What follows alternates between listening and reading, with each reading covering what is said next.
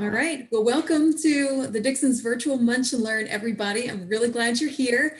And please take the time to mute yourself right now if you're not already muted.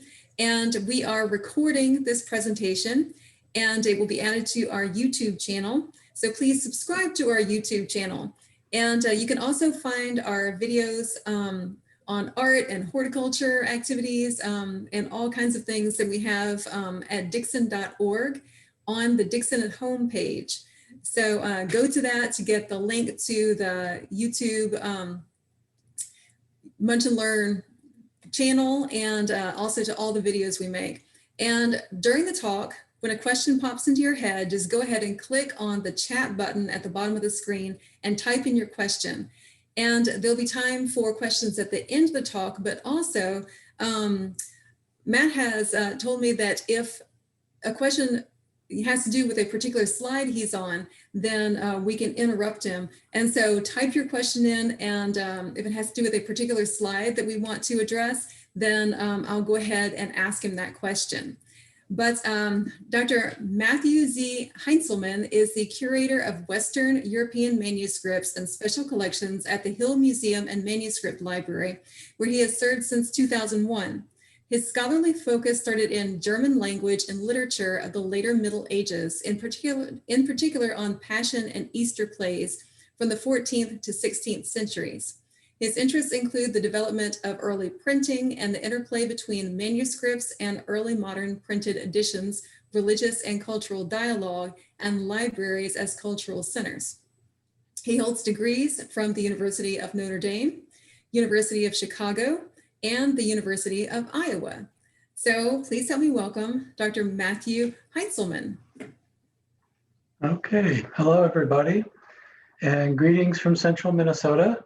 I'm going to go ahead and share my screen just because I think it'll be a little more interesting than trying to follow the wherewithal what's going in my dining room behind me. This is my home office, is the dining room table. So as you can guess, we're all doing this these days. So let me see if I can find, here we go. All right, now can everyone see that okay? Everyone's got a picture up there? Yes, we can see it. Great. Well, this became one of those difficult things to control yourself as I was preparing this, because normally when I do presentations like this, I do them in our classroom, which seats about 25 people. So it would have been just right for this group. And it means that you can pull out manuscripts and printed facsimiles that look like manuscripts and show them to people in person. And that kind of limits the number of things you try to show. Although I tend to go overboard anyway and get out more than I should. In preparing this, of course, with the digital resources that are available to us today, it got to be very difficult not to just keep adding more slides and realizing that, of course, at some point you will probably need to do other things today and that staying until supper might not be an option. So please be aware that I did try to be careful not to put too many slides, but I do have a lot.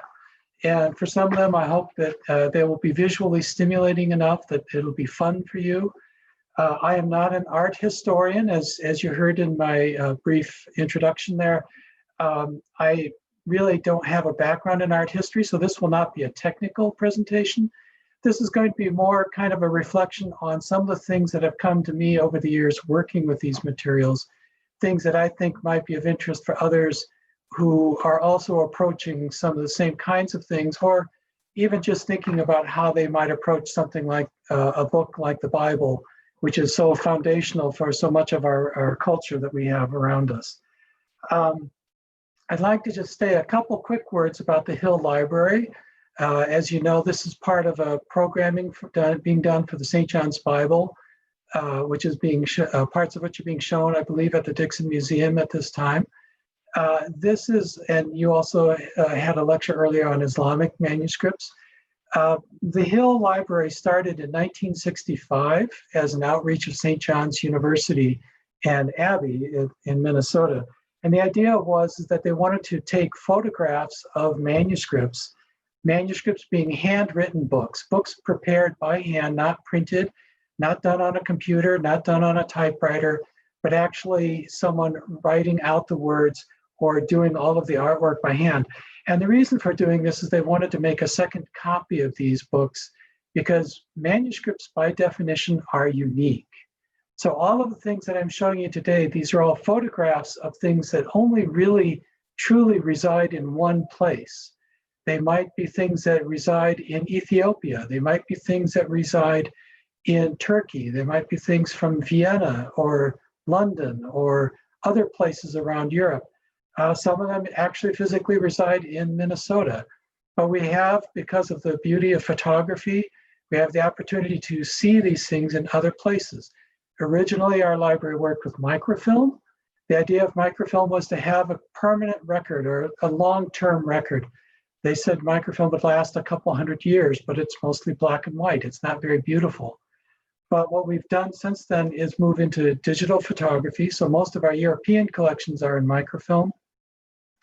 Since 2003, we've used digital photography throughout the Middle East, Lebanon, Syria, Iraq, Turkey, Egypt, as well as South Asia, parts of Africa, and parts of Eastern Europe.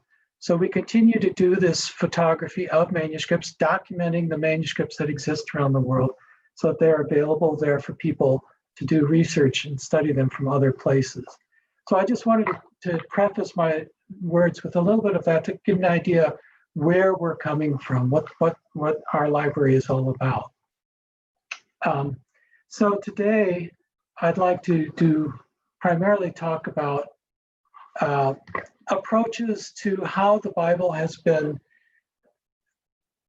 decorated and how we've used art to interplay with the words of the Bible so that we think about the Bible not just as a simple dry set of words on a page, but something that stimulates our imagination, something that allows us to go beyond just trying to work with black text on white background. And part of that is sort of a departure for me is to think about the act of reading. And here, what I wanted to show were two medieval representations of what it meant to be a reader. And in particular, to be a reader of a religious text or a holy text. How do we do that? And what does that mean? So the pictures that you have in front of you on the left side is from the so-called Hours of Mary of Burgundy. Mary Burgundy was the wife of Emperor Maximilian I of the Holy Roman Empire. And here you see her with her Book of Hours, her own prayer book for a layperson, sitting in her room in her Burgundian outfit. You see that nice big tall hat that she's wearing. And behind her, what you see appears to be a window opening. And when I present this in class, I usually ask everyone what they think is going on. I have a feeling it's a little harder to do through Zoom, so I'll just explain it a little bit for my understanding. But the idea for me is that she's looking through, or as she reads her book, she's reading about Jesus, she's reading about Mary, she's reading from the Psalms, these religious texts. They open up a window into a holy space. That holy space is represented as being a church. Doesn't necessarily mean that she's in a church, but that the 15th century mind thought of the church as being a holy space. And when you look back into that holy space, you see in the center, the Virgin Mary holding Jesus, and kneeling in front of Mary and Jesus are a number of people, one of whom is this woman who's wearing a hat that's very strikingly similar to Mary of Burgundy's. And I think if you look at it carefully, what you come to realize is that in the act of reading this book that she has in front of her, she is being brought into this holy space with Mary and Jesus themselves. So it's almost like when you think of an icon, as we use the term icon, even on a computer, an icon, you click on it, it takes you somewhere. Icon of a saint takes you somewhere into the presence of that saint. And the book takes her into the presence of Mary and Jesus. I see there's a question about why is it called the Book of Hours? Book of Hours is a term for a prayer book that was used by lay people. but primarily by lay people, but it was in imitation of what's called the divine office, or the office of the hours, for monastic and for religious people. So the monks at St. John's, where I work, pray at certain times of the day. And so those are the hours. They pray in the morning, they pray at sunrise, right after sunrise, pray an hour later, pray a couple hours later. Today, they don't pray that frequently. Today, they pray in the morning, at noon, in the evening, and before bed. But in the Middle Ages, they would pray 7 or 8 times a day, because in the Psalms, it says, 7 times a day, I pray to you, O God. And so that's what they said they should do. And so those are the books of hours that for lay people imitate what the monks do. The monks usually would use something called a breviary, which has all the prayers and the psalms that they would use for that. So that's what this book represents. So the other picture that you have here on the page, on the right, is from what's called the Darmstadt Haggadah. This is a Haggadah for the Seder meal during Passover that was created, I believe, in the 14th or early 15th century in Germany. And what I love about this book as a librarian is that if you can see the picture close up a little, you can see that everybody who's depicted here is holding a book. And I think that's pretty cool as a librarian to see this focus on the importance of the book in the lives of the people depicted. But especially what I like is the fact that most of them are not even looking at the books. So you have the Seder meal down below. You see people at the table gathered to remember, to relate, literally, the story of the Exodus, the flight of the Israelites from Egypt.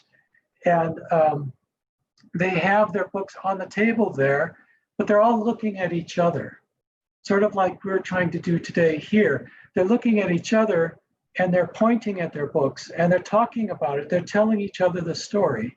So one of the ideas of this form of reading is that reading is not something you do by yourself. Reading is not something that you hide in the corner and do. And it's not just you and the author talking to each other, but it's actually we as a group sharing this story. And so to me, that's another angle of reading that I think comes through in how we treat the images that are provided in the Bibles from the Middle Ages and into the modern period as well. Are these books that are meant primarily for individual study? Are they books that are meant more primarily for being in dialogue? And in sense, in the Western sense, we often talk about liturgy. Liturgy is, in a sense, that gathering that grew out of the practice of things like the Seder meal at Passover. So this is to me, these are different models. They're not the only models, but these are two very open models, I think, of how we understand the act of reading. So today, my primary themes are going to be the interplay or the interaction between text and image, and the fact that text and image are not always separated. Sometimes text becomes image, sometimes image becomes text.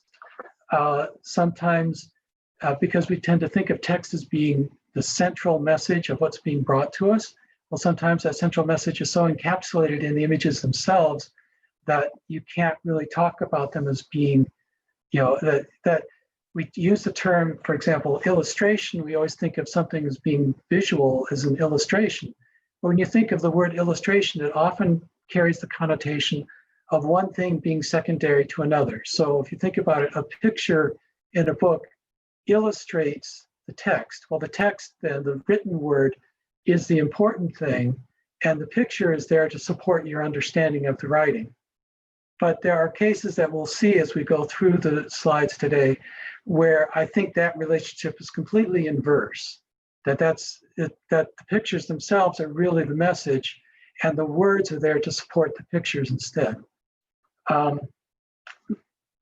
Starting with the picture that we have on this page, this is from one of the Chester Beatty biblical papyri. There are quite a few of these.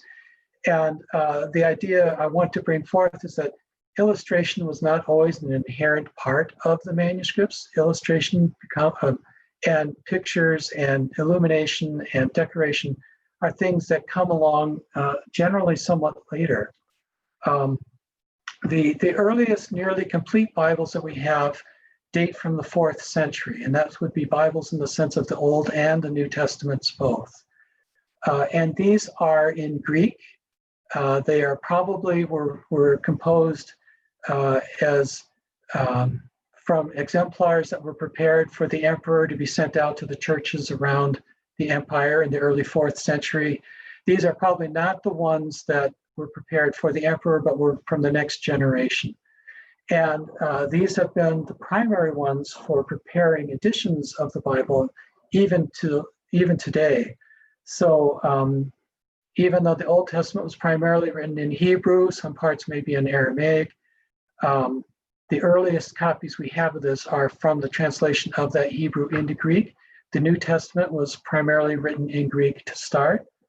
What you see here are one from the Vatican that's been known for about 500 years and was used as the primary Greek text throughout the Reformation up to the 19th century. And then on the left, the so-called Codex Sonaticus, which means it's the codex that comes from the Sinai. It's from St. Catherine's Monastery in the Sinai. Was found by Western scholars or became known to Western scholars in the 19th century. So it became one of the important newer or more recent sources available to test the language to see how accurate it is. But if you see these books, these are very large books. The handwriting is very large in them. So it's very presentational. It's not something that you could not have these books sitting in your lap because they would be too heavy, too large. But especially with the Vaticanus, but also with the Sonaticus, you notice that there is a certain amount of decoration that is introduced into the book. And the decoration here is primarily a way for them to mark off where a new section of the text begins. So a lot of the decoration you see in medieval manuscripts is there because manuscripts are conceived differently from the way we think of print books. When print books first came around, and I'll return to this later in the talk, when print books came around, they tried to imitate manuscripts because that's what a book looked like in the 15th century. Well, that meant that they didn't have page numbers, they didn't have title pages, they didn't have all the information at the front that we're used to seeing, like, well, not just the title, but the publisher, the date, copyright information. They didn't have chapter headings frequently. There's a lot of stuff that was simply done differently. And so the navigation through the book was something that was done through the art. The art would tell you where something started. I have a lot of notes here, so I'm going to try to keep going through these. This is one of the ways that you will see it. This is one of the earliest illustrated biblical texts. What happens is that throughout the Middle Ages, what's more common than having a complete Bible, which you do see, and they can be very beautifully illustrated, but what you generally will see will be parts of the Bible. So perhaps it'll just be the Pentateuch, or most commonly what you'll find will be gospel books, or you will find psalters with just the Psalms. And that's because these books were intended largely for use during services. These were things that these were the parts that were most frequently used. The Psalms are used very heavily, both in things like the Mass, but also in the divine office. And so having separate books for those was a very common way of treating the book, rather than pulling out the whole Bible at once, which could turn into a very huge book, especially handwritten on parchment, which is very thick. So the parchment that you see here, this manuscript from the early 6th century is in Ethiopic, in Ge'ez, which is the language that's used by Christians in Ethiopia still today. It's not a spoken language so much today as it is the language of the church. But you see certain things that are going to become common that you see throughout other manuscripts from other traditions as well. So you have a depiction of one of the evangelists here. I think this is probably Matthew, holding his book in his hand, in this case looking straight at us. And over here you have what are called the Canon Tables or the Eusebian Tables. These were ways to try, because early writers or early readers already understood that the four Gospels have a lot of commonalities and differences. This was one of the ways that they would try to bring together the different Gospels to try to be able to see where the commonalities were from one to the other.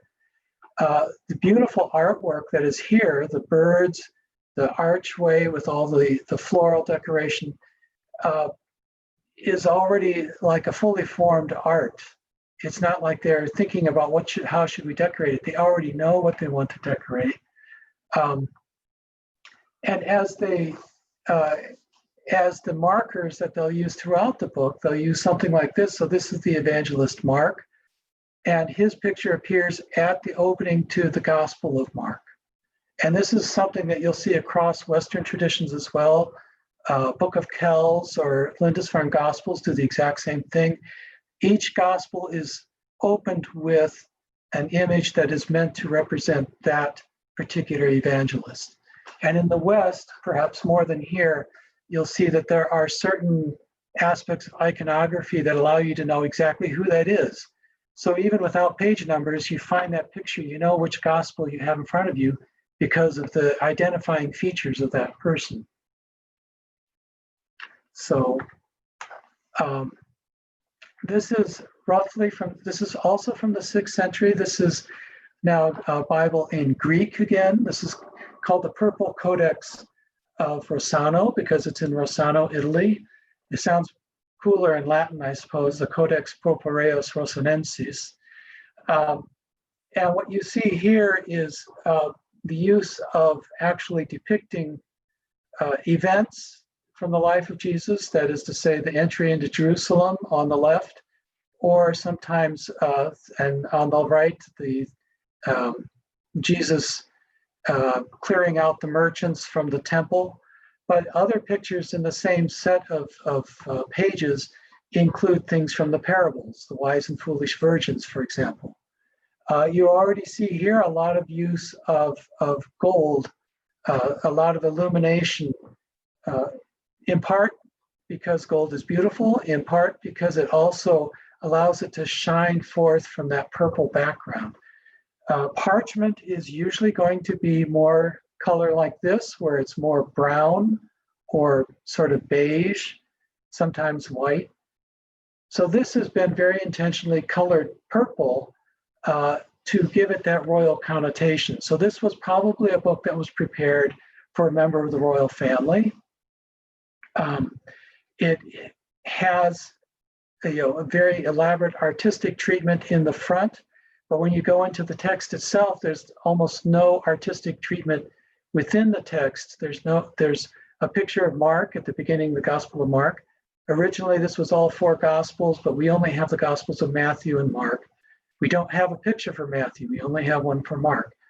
But the idea is that this was one way that they were starting to experiment with how do you put these things out for people to see.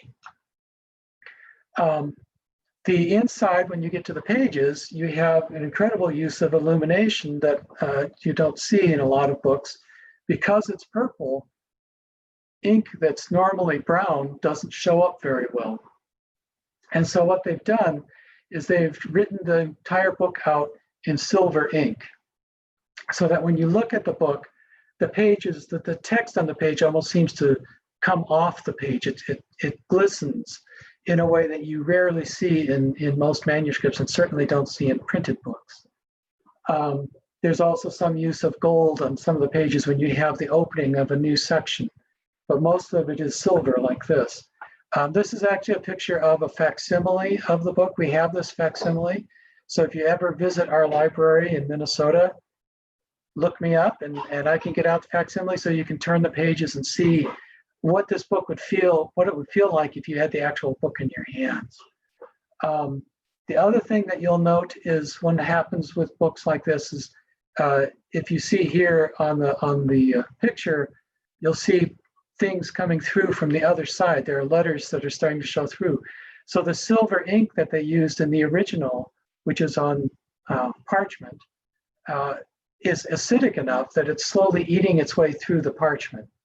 So in a way, sometimes these books also are their own worst enemy because the materials they're made out of may not last, or may in themselves have things that will cause them to be destroyed. Matt, when was that facsimile made? That facsimile was made in the 1980s. So what they did was they photographed it all, and they took heavy paper so that it feels thick, like parchment. And they went through and they made the book to look exactly like the original, or as close as they could. There's, of course, different approaches to doing facsimiles. Sometimes they're simply photographs of the pages. Making facsimiles goes back centuries. Back in the 18th century, they would use engravings to try to create what they thought was a close copy of the manuscript. In the 19th century, they started using photography. And so there's a lot of interesting things there. But this is meant to look as much as possible like the original. And then the question is, do you make it try to look like, do you want it to look like it did when it was first made, or do you want it to look like it does now after centuries of use? And I see there is a good question about the difference between illustration and illumination.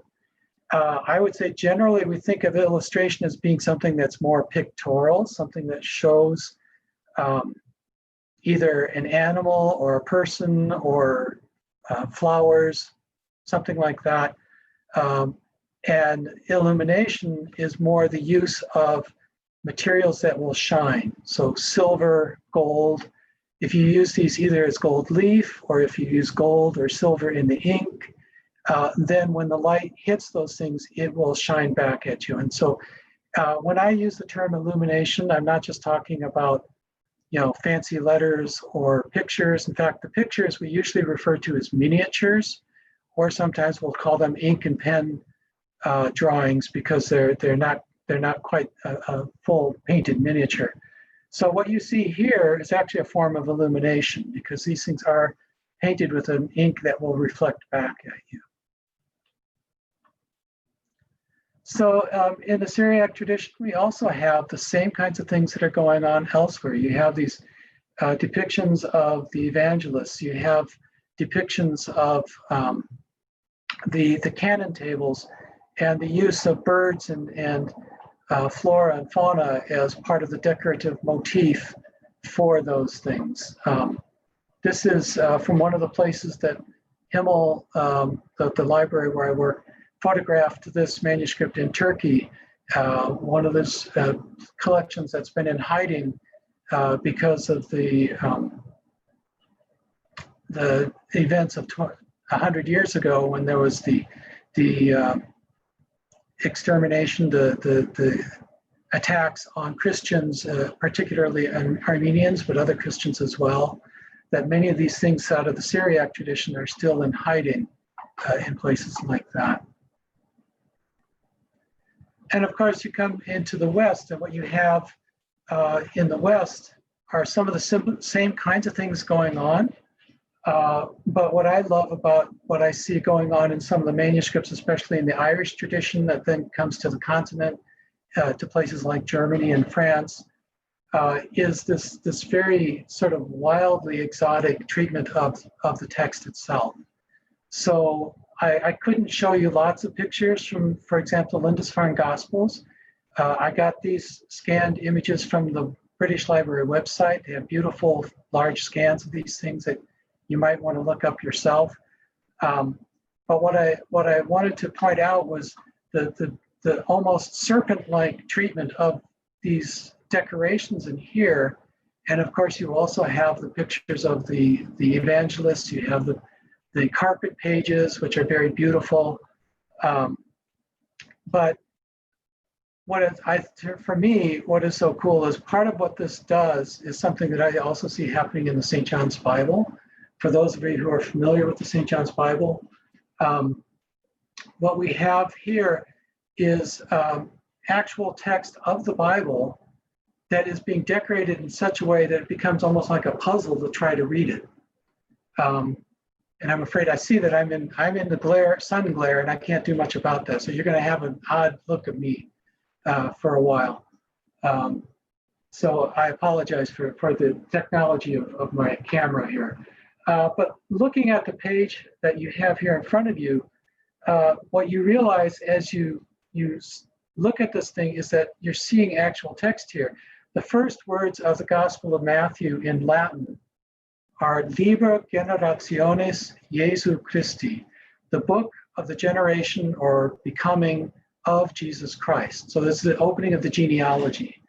And so when you look at this and you realize that what you're seeing is, here's the letter L, you follow my pointer, and there's the I, and here's a B that looks almost like a 6, and then a little ER. So there's the word Liber right there. Now, one of the things that it does is it slows you down in reading, because in looking at this, you can't just pick it up and start reading the book right away and know exactly what the words are. You have to kind of immerse yourself into what's in front of you. And that sort of immersion, that sort of approach, sort of a spiritual approach to the text is exactly what they're aiming for. They're aiming for something that will slow you down, not speed you up. So down here you have a G with the tail going the other way, obviously an E, very stylized N, E, R, A, T, I, O, N, I, and S that looks almost like a very triangular 8. I, H, U, Jesu, X, R, I, Christi. So the book of the becoming of Jesus Christ. So it's really, to me, it's very fascinating, because what's happening here in my mind is that the art and the text become one. That there isn't this, there's no longer this thing of, there's the text and there's an image, but the text itself is now becoming the image itself. They've become totally unified. And that's something that is most, I think, felt in the Irish manuscript tradition. Here you see it in a manuscript that's in Germany. You see the L, I, B, and the ER. And over here you have a special treatment of the words saying the beginning of the Holy Gospel according to Matthew, with abbreviations in there. So Initium Sancti Evangelii Secundum Matteum. But it's still that idea that the artistic treatment and the text themselves are one and the same. That really disappears for a while, I think, in many ways, and comes back strongly, or starts to make a comeback in print in the 20th century with German artists like Rudolf Koch. I'll show you an example of his work later. Again, the West is very fond of these depictions of the evangelist at the beginning of each gospel. So this is one from Kremsmünster Abbey in Austria. Matthew's image, his symbol is the angel. And so here you have the angel holding his book and Matthew sitting there thinking about what he's going to write. But that is not simply a Western European tradition in terms of depicting the gospel writers at their desk at the beginning of each of the gospels. So here you have one manuscript in Greek from the 11th century and one in Slavonic, which is from the 16th century, where this is Mark.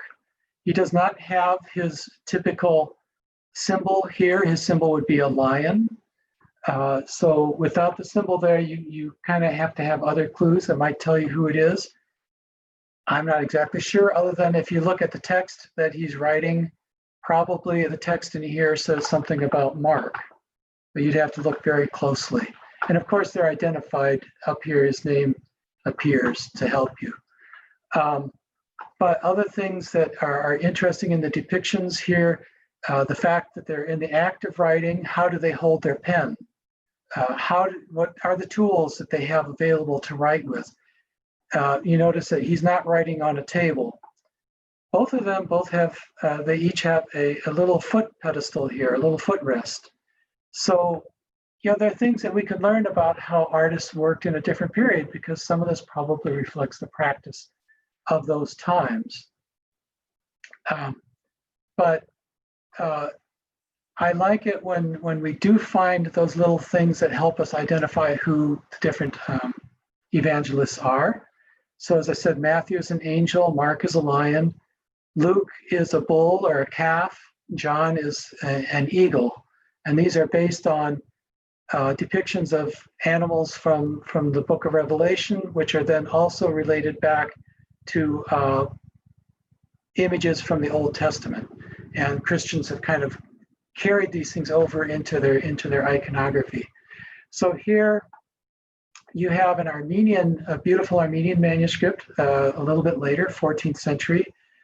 And what's really fun is we know that this is the Gospel of Luke, because here, this animal is a calf.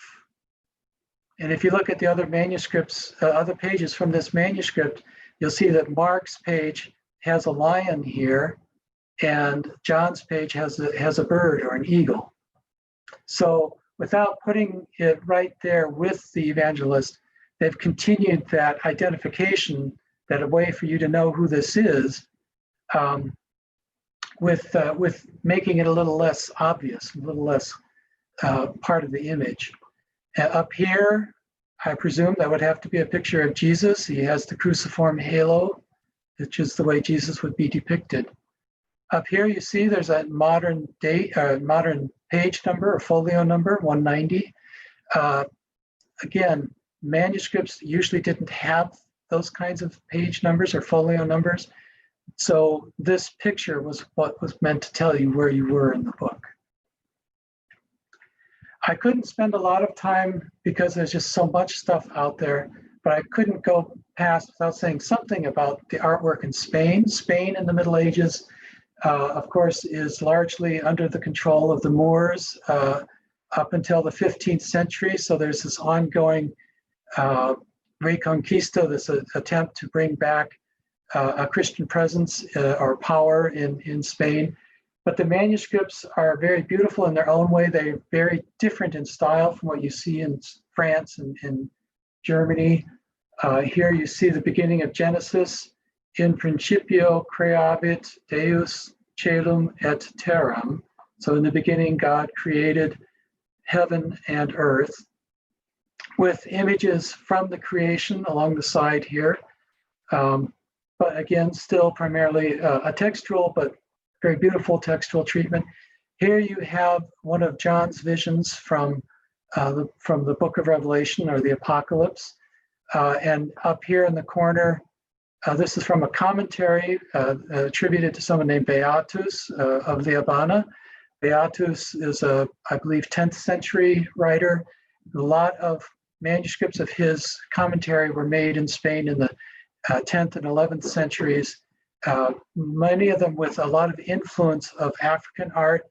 In fact, if you look at the eyes, sometimes close up in some of these manuscripts, the treatment of the eyes is very similar to what you might have seen in manuscripts from Ethiopia even. Here you see Jesus depicted as the lamb with the cross. And underneath you see these four creatures for the evangelists. Here's the angel for Matthew. Here's a lion, looks a little bit like a pig, I believe. Well, let me see. Actually, that could be the calf for Luke. Over here is a lion for Mark, and here's the eagle for John. So those elements are continuing to be used even outside of the context of the Gospels. So as the Middle Ages continue on, a lot of this kind of treatment is also being done. Those Gospel books with pictures of the evangelists. You also get full-fledged Bibles with lots of depictions. Very often the depictions are only at the very beginning of the book of the Bible. So, at the beginning of Exodus, there might be a picture. Beginning of Chronicles 1, there'll be a picture, but not necessarily pictures all the way through. My experience has been that seems more common when you have something that's in the vernacular, but most of the full Bibles that were produced in the Middle Ages would have been in the West, in Latin. And of course, the other parts of the world, in other languages, Greek in parts of the Eastern Mediterranean, Syriac, of course, all the way up to the 19th and 20th century, Ge'ez being used all the way up to the 20th century as well. And in about the 11th, 12th, 13th centuries, you start getting different treatments of the Bible that kind of take it off in different directions. And what I'd like to do is just kind of look at some of these as in the next little bit of time we have. And this is one of those directions. The three main directions I'm looking at here. One is to produce very tiny Bibles for carrying with you. You think about it, the 12th and 13th centuries are the times when groups like the Dominicans and the Franciscans are starting to travel around Europe. They need to take their Bibles with them, or at least a New Testament. So they have very tiny Bibles that will fit in your pocket with extremely small handwriting. Another is the rise of scholasticism and the attempt to understand the Bible based on all of the earlier writers of the text. And that is what you see here. These are Bibles that have what are called glosses, or explanatory text, commentary. And then the third thing that I'll be showing you will be some examples of typological approaches to the Bible. That is to say, taking a story from the New Testament and comparing it with things from the Old Testament. So here you have one of these glossed Bibles. This one happens to be in Church Slavonic, where the large text that you see is the actual Bible text itself from the Acts of the Apostles, and underneath all the small writing around it is all commentary, and very often the commentary is compiled from different authors, perhaps Augustine and Gregory and Ambrose and all these famous early writers, Jerome, but they offer a way to explain, to understand the text better. Here's another example of that with a Latin manuscript. This is one of the books that's in our own collection. And here what you see is not only do you have commentary around the outside, and this is a very early example of this from the 12th century. As these continue, you get more and more stuff. So this is one approach. There's also what we call interlinear glossing, or interlinear notes that are put in to help you to understand the text. And so you've got multiple levels of reading going on here, multiple things to follow at once. These actually make it into the print world. And in 1480, someone prepares an edition of this in print. It takes 4 volumes that are about 5 inches thick each and about 20 inches tall. So you've got a book that takes up 1.5 feet of space on your shelf, as well as needing a shelf that's about 2 feet tall. So it really takes over the amount in the printed version. You might have only about 5 inches of text, and the rest of the page is all commentary. So it's really one of the ways that they felt to study the Bible in a scholarly way had to be done like this. And of course, when the Reformation comes on in the 16th century, the Protestant Reformation, that kind of Bible is very quickly dispensed with. That's not the kind of thing they want to use. This is one of those small Bibles, also from our collection. This book is no more than about 5 inches tall. So if you can imagine on your screen, this book being 5 inches tall, the handwriting that's in there is probably only a couple millimeters tall. This is all written by hand. And when people see this, they realize, that it really kind of takes you aback every time you see how small this writing is that somebody had to do and somebody had to read. At a time when glasses, what we're used to as reading glasses, weren't really common or if known at all. Magnification was known, but not reading glasses per se. And it was also corrected. So you see on the right side here, these things in the margin. This is a correction that you also see in the St. John's Bible, where a line of text was missing. And so what they did was they put this little % sign, and over here a % sign, and that tells you this text is meant to be inserted here as you're reading. So they were very careful that the text was accurate, and they would also correct it within the text if somebody wrote the wrong letter or wrote a word twice, they would mark it. Again, you see the use of red and blue as ways to map out the page, because this L now tells you this is the beginning of the Gospel of Matthew. That word Liber, just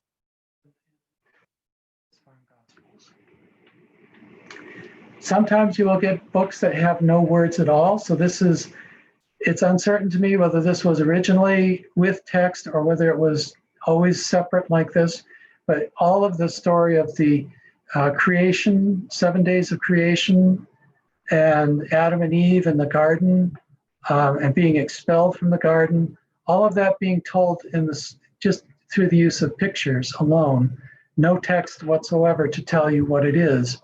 So the idea that you have to be at least literate enough to know the story to be able to identify it, which is true with what we saw before with the evangelists, knowing which one was which from the animal that was associated with them. In the 13th century, you start to see a rise of books like this. This is called the Bibliomoralize. It looks a little like stained glass, just like the previous one did. And what you have is an attempt to compare new aspects of the New Testament with things from the Old Testament. And so they might say that what happened in the New Testament, in the Old Testament, prefigures what happened in the New Testament.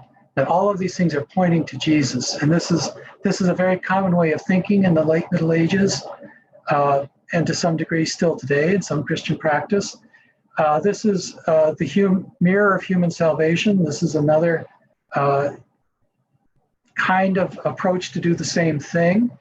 And what you have, a very elaborate page here. The upper text is all German. The lower text is all Latin. There are captions on each of the pictures. And the pictures are really now the center of what you're looking at, because the pictures are what tell the story, and the text is meant to comment on the pictures to help you understand what's going on. And so here what you have in the very first panel is the burial of Jesus after the crucifixion. You see probably Joseph of Arimathea, who's identified as being Jewish, helping the women to bury Jesus. And as a way of looking back into the Old Testament, where do we find things that are similar? We find David lamenting the death of Abner, just as they are lamenting Jesus. So think of it as kind of a circular reading. You're going around. You go to the next picture. Here, Joseph is being thrown down into the well by his brothers. Well, we know Joseph will come back out of the well. So there's a resurrection theme going on here. And so that compares back to Jesus in that way. Here, Jonah is being swallowed by the whale. We know that Jonah is in the whale for 3 days. Jesus is buried for 3 days. These are associations that even still today, I mean, I ask people at my church about this, and they recognize that association, even if you don't tell them. You just say, now, how is Jesus like Jonah? And they'll produce that story, even though it may not be officially taught that way anymore. So these have a very powerful associative value for people. And finally, one more typological approach to the Bible, the so-called Four Persons Bible, Biblia Pauperum, where you have in the center panels events from the life of Jesus. So here you have Jesus raising Lazarus. Here, Jesus entering Jerusalem. Here, looks like Jesus is driving out the vendors. And here you have the Last Supper. And around them are all these associative aspects. Again, you're reading something, you don't read it straight across. What you're doing is you're reading kind of in a circular manner. So the core story here is the Last Supper. And here's John, the evangelist John, with his head on Jesus's chest. This is how he's often depicted. On one side, you have Melchizedek bringing bread and wine to the victorious Abraham. And in my tradition, I'm Catholic, in my tradition, there are still Eucharistic prayers that refer to the high priest Melchizedek as part of a prefiguration of the communion. Over here, you have the manna in the desert. So all of these things all tie together in a way that you're meant to read them through the images first and not through the text. And even up here, the text that is written, it starts out with saying, it is read in Genesis that when Abraham returned. And over here, it is read in Exodus. So, these things are all meant to help you understand the pictures rather than the pictures help you understand the text. And then I just wanted to close the manuscript part with just saying one last thing about the great variety that it's simply impossible to go through in such a short time. But here's an example of a Gospel of John in Coptic and Arabic. This is from Macarius, the Abbey of St. Macarius in Egypt. And what you have here, again, the use of illumination in the gold, but you have the Arabic translation along with the Coptic text of the Gospel. You also have treatments that are reminiscent of the Quran. So here you have a very elaborate treatment of Arabic text at the top. I believe it's supposed to say, I don't read Arabic, but I believe it's supposed to say, in the name of the Father and the Son and the Holy Spirit. Over here in the margin, you have a marker that's very similar to the markers that are used in the Quran to mark a new surah. So you have this interplay between cultures that comes through in the manuscripts themselves, the way that they treat these things. So I want to close because I've already gone for more than 45 minutes, and I need to give you a chance to have some questions. Just in brief to say that in the print era from the 15th and especially the 16th century on, my personal feeling is that you have much more of a drive towards establishing the true word, the text, the written letters of the Bible, less emphasis on the imaginative approach to understanding the Bible. And so what you have, things like the King James, which says that it's, I'm going to read this off the screen, but it says it's the Holy Bible containing the Old and New Testaments, newly translated out of the original tongues and with the former translations diligently compared and revised. So this emphasis on the authority of the text comes out of having the best possible source text and the best possible translation. And Martin Luther, who has started a lot of that thinking in European work, here in one of the Bibles we have translated by Luther, and you even see it's hard to kind of tell in this picture, but Martin Luther is actually inserted here into the picture preaching to the king in the Book of Kings. So Luther almost becomes a biblical figure himself in this treatment. And then one last picture of print to think about is the degree to which they try to establish this text. This is what's called a Polyglot Bible. This is one of the books in our own collection. And it's really an amazing feat. This is in 6 volumes, published in 1657 in London. The editor was a man named Walton, so sometimes called the London Polyglot, sometimes the Walton Polyglot.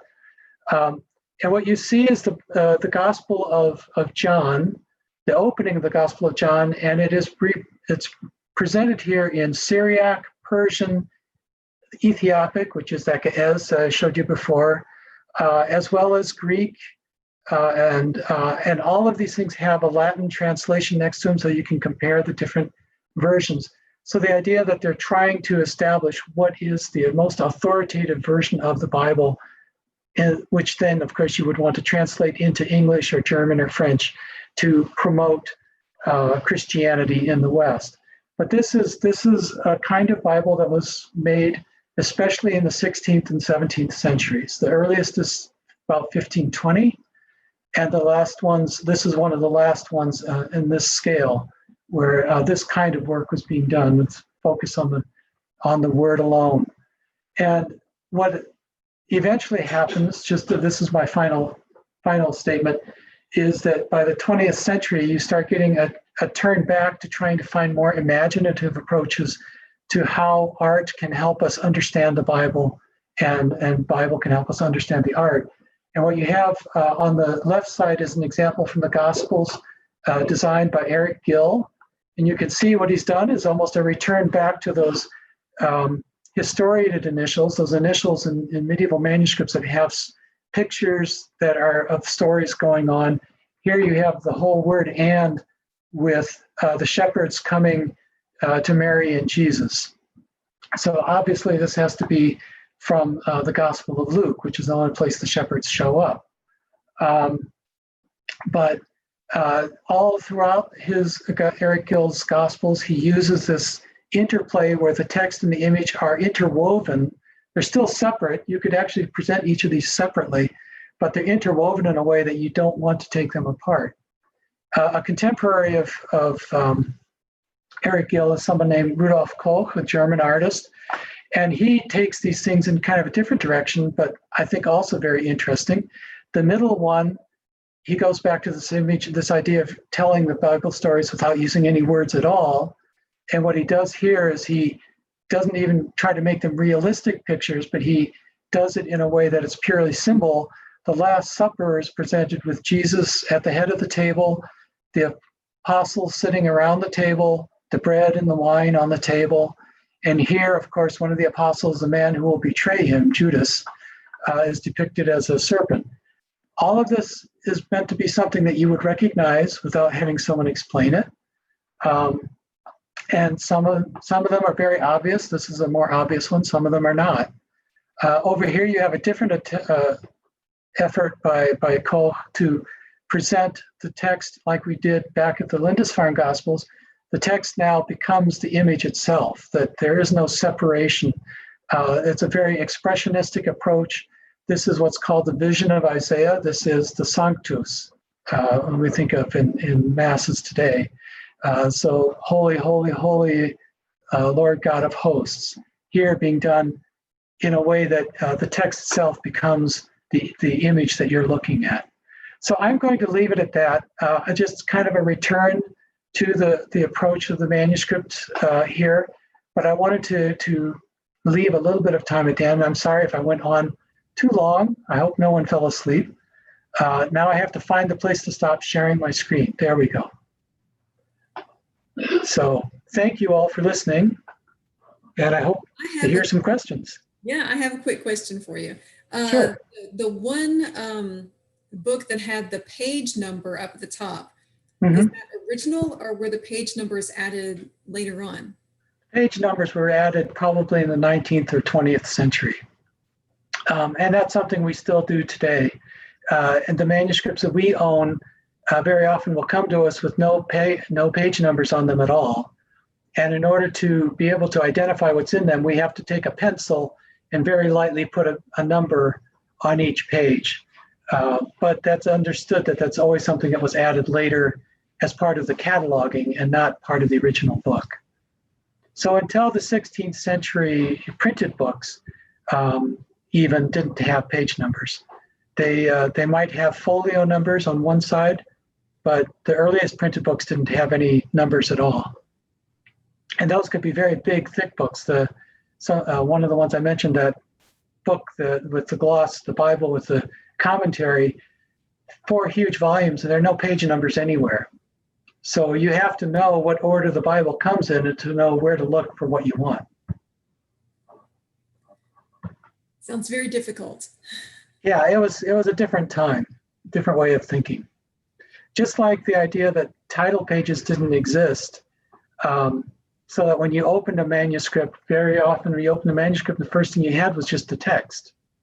Or you might have the back page of a text. If it was something like this, where the opening is what you want to see, then the very first page of the book might just be blank, or might just have some notes on it. But the book didn't really start until the back of the first page, or the back of the first leaf, really, I should say.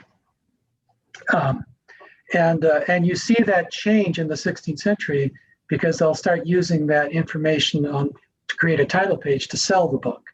To say, well, this is this book, and if you want your copy, here's where it's sold. So it becomes a marketing thing. If you think about a title page, in a way, it is kind of a marketing thing. It's a way for you to know what the book is. If you want your own copy, where to go find it. Well, marketing's been going on for a very long time. Oh, yes. So Susie Baker has a question. when were chapter and verse markings added? So were the chapter and verse markings original, or were they added also? I mean, or when did they start marking those things instead of it just being pages, unnumbered pages of Right. They always had a certain sense of the books being broken up in some way, but not necessarily the chapters we know today.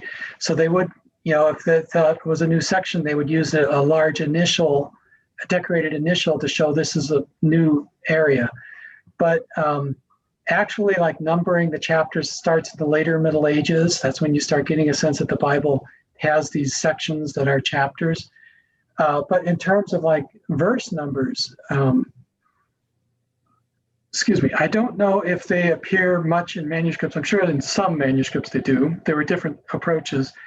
But like in printed Bibles, if you look at printed Bibles from the 15th and the early 16th century, there are no verse numbers in those. You don't get verse numbers until about 1550, when one of the printers who worked a lot with the Geneva Reformation, a man named Robert Estienne, decided to put verse numbers in his Greek New Testament.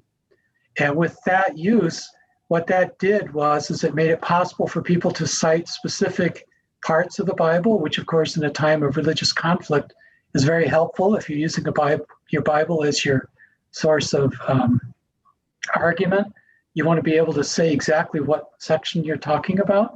It also made it possible to have better indexing, which page numbers also did. You could have an index to find where something is in the book quickly. So once he introduces verse numbers into the Bible, it takes over very quickly, and within a few years, everyone is publishing their Bibles with verse numbers. And the fact that there were different approaches. So, for example, the Catholic Bibles, the ones that translations that are prepared more for a Catholic audience, up until fairly recently, numbered the Psalms a little bit differently from the way Protestant Bibles did. Protestant Bibles tended to use a numbering system that was based closer to what rabbinical practice was. So there were these differences going on. I think they've slowly been disappearing as ecumenical work has gone on between the different Christian communities, and also work with the Jewish community as well, so that these things are no longer as apparent. But there were differences like that already. Okay, that was the last question in the chat. Okay. Very good question, Susie. So does anyone have any last questions? Yeah, feel free to turn off, to unmute yourselves and ask, or if there's something you want to see again, or it was a lot of stuff to cover, so I hope it wasn't too much for you. It was a very interesting talk. Thank you very much. Oh, you're welcome. I hope all of you can come visit us sometime and see the St. John's Bible here, but I hope you'll get a chance to see some of it at least at the Dixon. I think all of these things really feed into what's going on there as well. I think that, when you think of the St. John's Bible, you can't speed read it. You have to take your time. I think the idea that it's a big Bible meant for communal use, not for one person. These are things that kind of are different ways that we really do read it differently, and we should read it differently. We can't read it, even one person can't read it the same way every time. And I think that's an important aspect to how we approach the St. John's Bible as well. Okay, well, thank you very much. We learned a whole lot today. I know I did.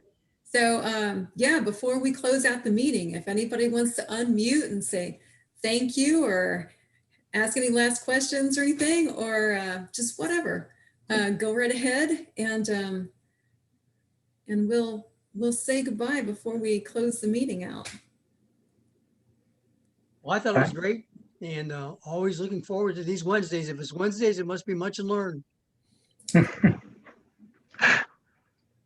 Thank you. It was an interesting presentation. I do have one question, though. Perspective it became apparent in the Greek before it became apparent in the Roman and European? At Um, dark? Well, my understanding of perspective, as we understand it, really starts to take off in the Renaissance period. So a lot of what you were seeing here was pre-Renaissance. So the gold backgrounds and things like that was being used.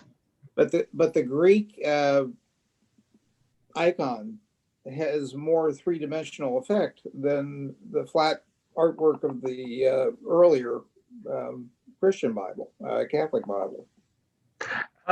In some way, yes. But then also, if you go back to some of the very earliest things that were being done, well, like the Greek, like you saw, like the Codex Sonaticus, not Sonaticus, I'm sorry, Rosinensis, the Purple Bible.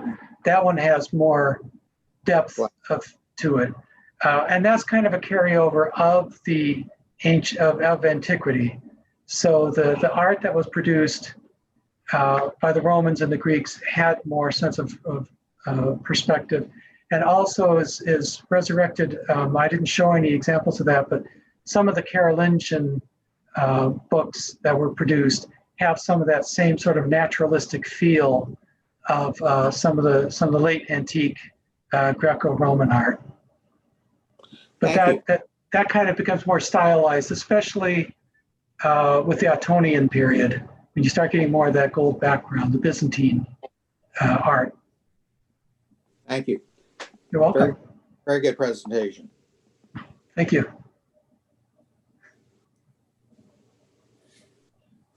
Okay, well, I'm going to close everything out. Thank you so much. Thank you all. Wonderful. Leland, what do we have for next week? Next week is Beth Mitchell with the Memphis Calligraphy Guild. And so she's going to talk about calligraphy. Okay, good. So hopefully I'll see you next week. Bye now. Bye. Thank you. Can I stay on with you for a moment? Okay. Thank you. Oh, thank you for coming. So I just wanted to say thank you for the opportunity, and I hope that was in line with what you were hoping to do. Yes. So. Yes, definitely. Thank you very much. It was great, and of course Tim has done a lot of talking about it, and then Julie, our curator, did a talk about her favorite manuscripts, and then of course we had oh gosh, what is his name? Josh said something about Islamic manuscripts. Yeah. Yeah, comparing Islamic to St. John's Bible, and but this, you covered different things. You kind of touched on a couple of the manuscripts that that Julie talked about, but she talked about them differently because she's an art historian, and so yeah, it was very interesting, and I like having. I ask a lot of people who are not art historians to do talks for me, and luckily many of them are wonderful, and they connect their talks to the art that we have. But I had to reassure a history professor that is going to talk about basically a race massacre that happened in Memphis in 1866. She was like, why are you asking me? I don't know anything about art, and I can't talk about art. And I'm like, but she wanted to bring some of the works from Black artists in our collection into the talk.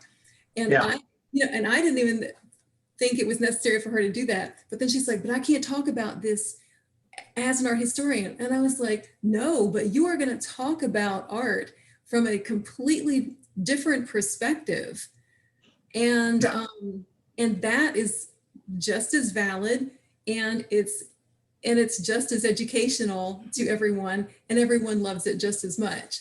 And so this was like that. It was like all of these things from a different kind of perspective. Well, good. Yeah, I have to admit, a lot of the things I included here I had not really worked with before. I mean, the Syriac materials, the Ethiopic materials. I was aware of them, but I didn't really know as much about them. Mhm. Whereas the Greco-Roman, the Greek and the Latin and the later medieval stuff, especially those typological things, I've used a lot. So those are the kind of things that I'm familiar with. But then I started looking at this and I'm thinking, oh my gosh, there's so much stuff here. And to just talk about the Latin heritage just seems false when you realize there is so much going on in Ethiopia, so much going on in the Middle East, so much going on in Eastern Europe, that this focus only on, the Celtic tradition and the Ottonian and the, French and the German and all that. It's like, well, that's important, but you lose the whole context of the fact that this is really going on, the 6th century, all these different examples of going on of introducing art into the Bible from all these different places, different traditions. It's like, wow, there's a lot there. I think that someone who wants to pick this up could go much further with it. So I really appreciate you diving into things that, sort of widening your perspective on it and diving into things that you don't work with as much. Because I certainly didn't know that you don't normally work with all of those things, because you did it so well.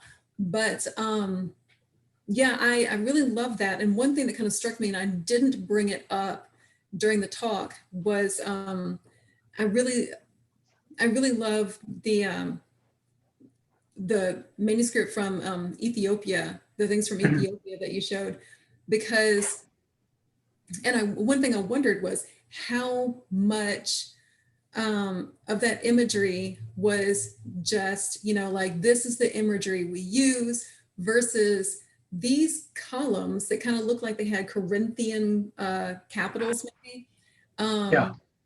Is it because there are Corinthian capitals in Ethiopia, or just because Corinthian capitals are the things I've seen used and that's what you use? But then also one of the chairs, like a chair that I can't remember who was sitting in it, but it looked like maybe it was leopard skin or something. And it that was Mark. I remember that one because I looked at that and I was thinking, is that supposed to be a lion?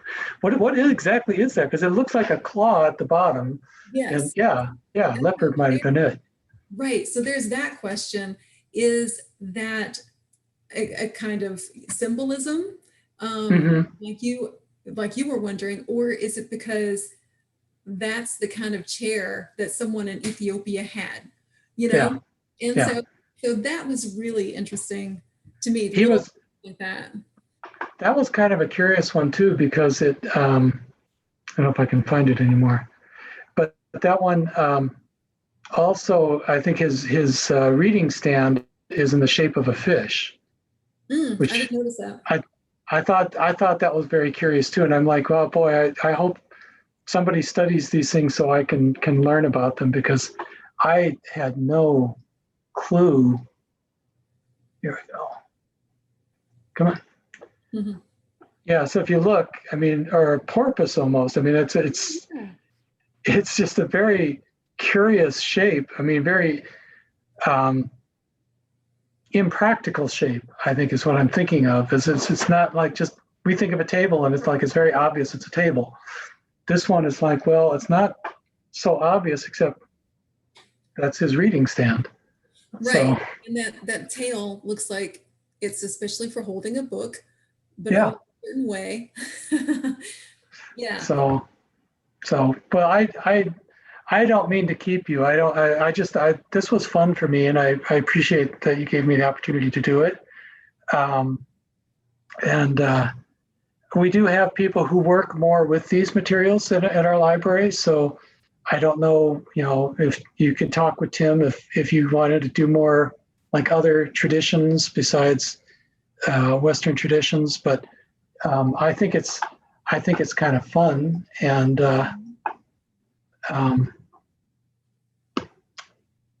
it's as I say, my field was German religious drama.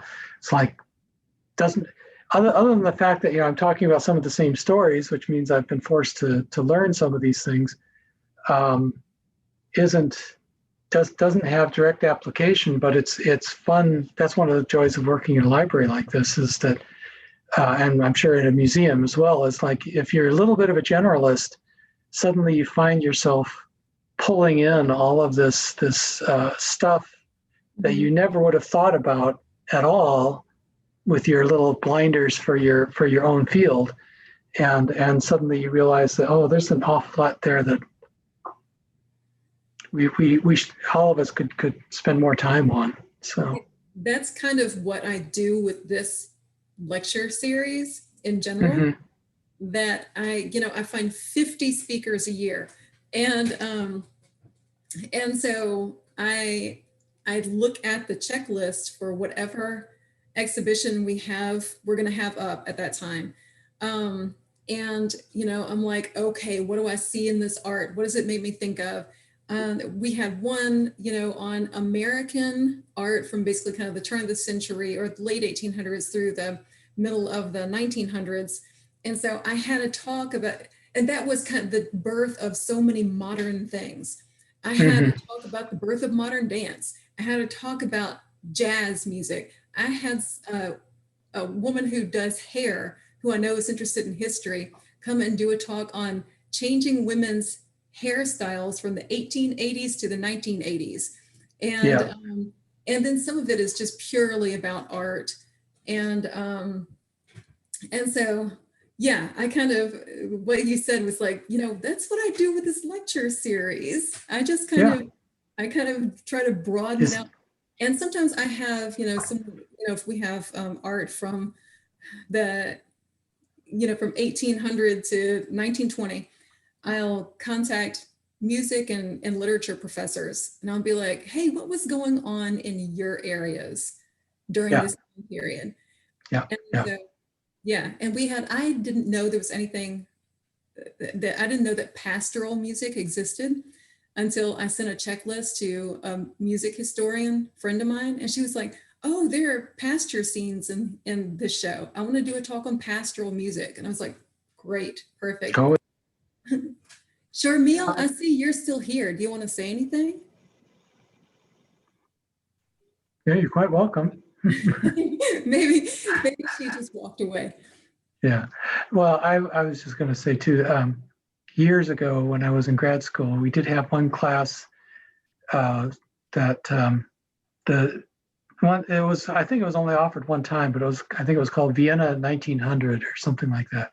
And, yes, it was primarily, it's meant to be German culture, German literature, but then we had, special lectures on Mahler and turn of the century music, and we had stuff on turn of the century art movements and stuff on turn of the century, the development of Zionism, turn of the century, all this stuff. And it was just like, it was so fascinating, because all that stuff that you were so used to, like I said, you get focused on the black ink on the white page, that you lose all the stuff around you. And that was, to me, that was one of my favorite classes ever. So yeah, I envy you the opportunity to do what you're doing, because it sounds like you get to do sort of what I do too, which is by working around all this really cool stuff, suddenly your eyes are open to things you never would have considered. I curated a couple of years ago. I curated a small exhibition on Ethiopian manuscripts, and I never would have conceived of doing that before. I spent many years working at the library and just being around them. It's like, I'm not an expert, but I can at least put it out in a way that I think is consistent and is what's the word I want? Respects the tradition, and that's the kind of thing that, and today I might do it totally differently, because there's always something new that I hadn't known before. And I think that's one of the lovely things of being in a museum/library setting. Right. Yeah. And being able, and like you said, well, sort of another way of thinking about things you've said is we tend to sort of vacuumize things. We put things in their little categories and act like, you know, I could just be like, oh, I work at an art museum, so my talks need to be all about art. Instead of realizing and learning myself, oh, they're pastoral paintings, and what do you know? There's pastoral music that was happening at the same time, because painters and musicians were being influenced by the same things happening in society at the same time. They were in dialogue with each other. There's this whole Right. discourse going on. Yeah. And so I love that, and we tend to, you know, especially in this country, we tend to never think about what was happening in the Arabic world and what was happening in Africa. And we don't even think very much about what was happening in the Asian world either. It's all like, oh, everything happened in Europe. And, and which is what I was kind of hoping, you know, to some small degree. Of course, it wasn't complete, but to some small degree, that's kind of what I was hoping here was, right. You know, good. Well, I appreciate that, because I am trying to find more connections with different parts of the world. I'm having a hard time with it, but yeah.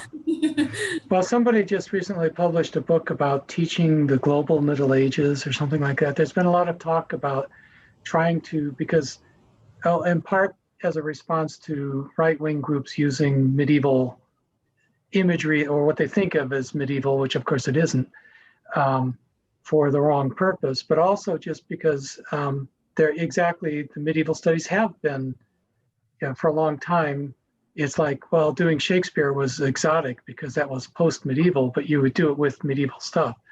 And it's like, well, no, now we've got to be thinking about what was going on in Africa, what was going on in South Asia, what was, you know, how are these cultures interacting with each other, and how does that really help us understand better also, not just those cultures, but also the culture that we kind of taken for granted that we knew where they were coming from.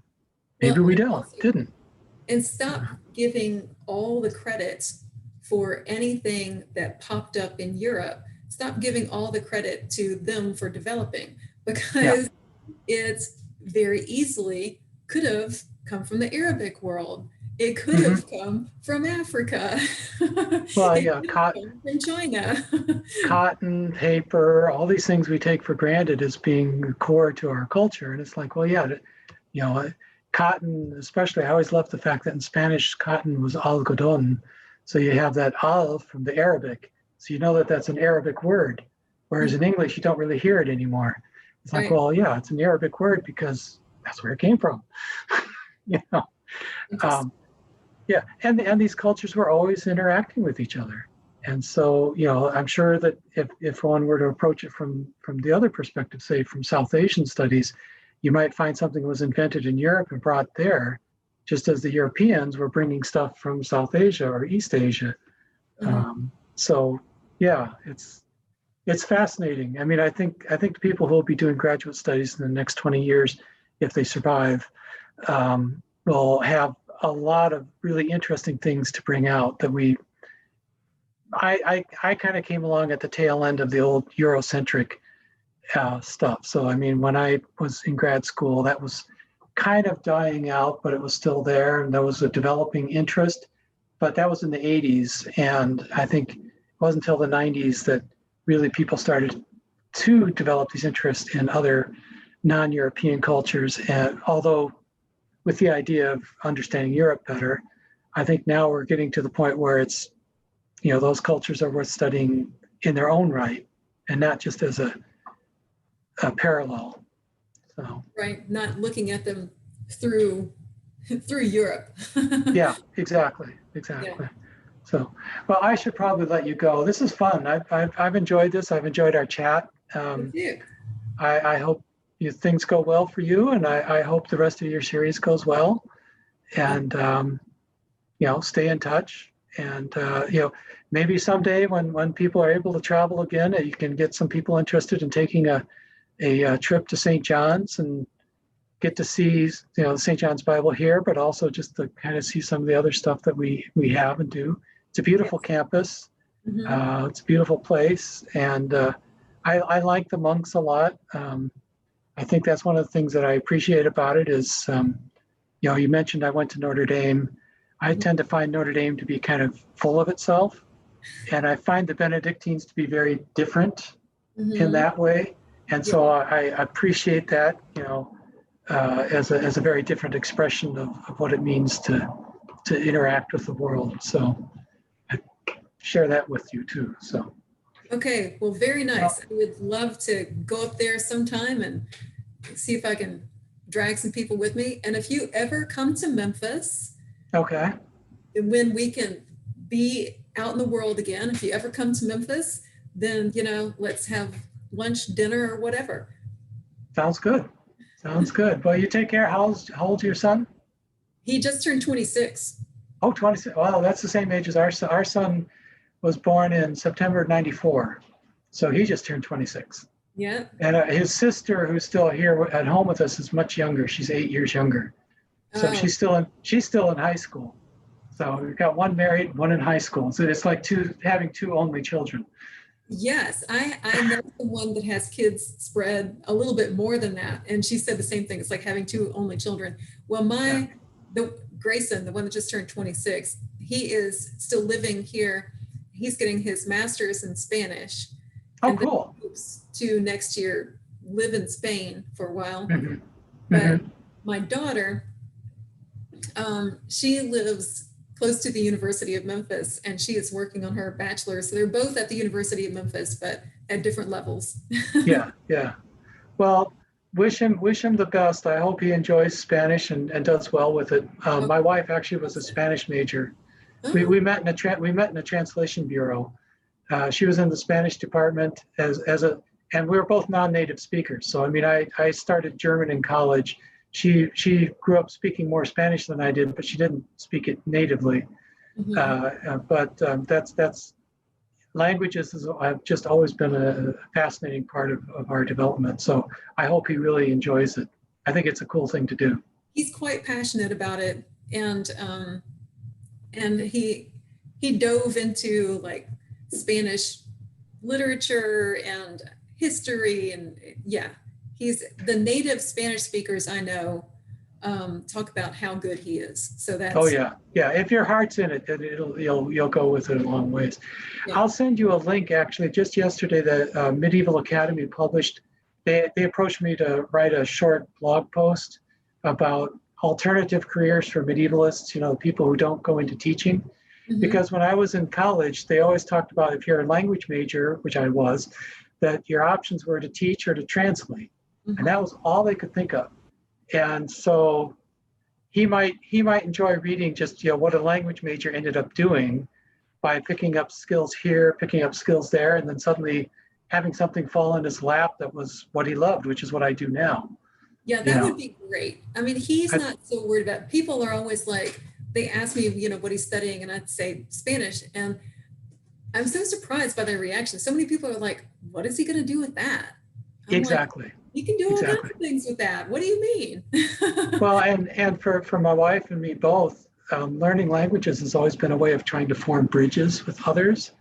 And so for us, that bridge building, that opportunity to tell people, you know, you're important because I wanted to learn how to communicate with you in your own language, is really kind of an underscore of, you know, so she went into ministry, I went into librarianship. We're still trying to connect with others through what we do. And that I think is a big part of it. So, you know, he doesn't get in many situations where he would speak Spanish, but, you know, we go to a Mexican restaurant or whatever, and he dives into it. And he told me one time, he's like, you know, I'm actually more comfortable speaking to people in Spanish than I am in English. And so whenever we get in a situation where we're around Spanish speakers, he just pops right into it. And I'm like, that's fine. I don't care if I understand a thing. You look like you're having so much fun. And I'm fascinated listening to it. Oh yeah. Yeah. It's cool. It's cool. Well, this has been great. And we'll chat again sometime, I hope. You take care of yourself. All right. You too. Take care. All right. Bye. Bye.